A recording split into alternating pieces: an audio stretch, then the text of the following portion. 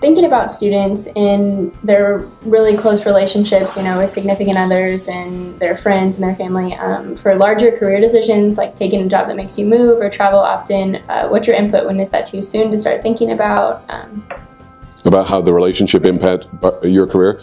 Well, if somebody's married, of course you have to take into consideration, you have to make a smart decision for the marriage. And I think when you're married, you assume you're going to be married forever, whether you are or not, right? And you factor in their considerations and so forth. If it's a relationship to family, I have a lot of students who want to feel like they need to stay near their mother, right? And I mean, if you need to stay near your mother, I would say you have to decide that's what you really want to do. You shouldn't do that for your mother, right? You should do that because that's what you want to do. Does that make sense? Yeah. Because your mom would be selfish if your mom wanted to kind of live vicariously through you and needed to see you all the time, right? As grown-ups, we see our parents now and then, but they have their own life and we have our own life. So if your mom doesn't have her own life, perhaps this would be a great time for her to begin getting her own life, right? And it'll make her a happier person with greater self-esteem too. So I'm not trying to beat up your mom.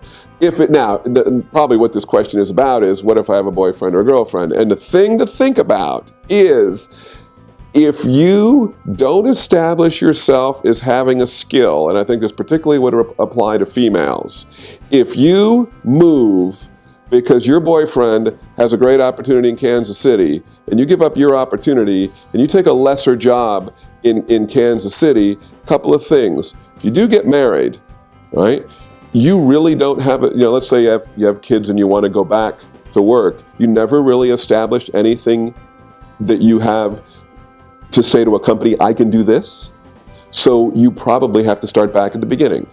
And should your marriage not end up well, or should you not actually get married, you have sacrificed potentially years of the most important time of your career. So I think everybody, until your marriage, needs to really focus on themselves. And you need to, because it's your life and you're going to live with these decisions for a very long time. So we know from reading this book called Defining Decade that we read in our career development class that research shows the 20s are the decade that defines who you're going to be. So if you spend 4 of your 10 most important years a chump job because you're waiting for somebody, you're never probably going to recover from that. And then again, if you do get married, you want to go back to the workplace, right? And again, I'm not trying to be sexist. This is the reality of what happens, right? You want to establish yourself as an accountant, as some skill in HR, right? Something that you can do that you can come back to before you start with your family.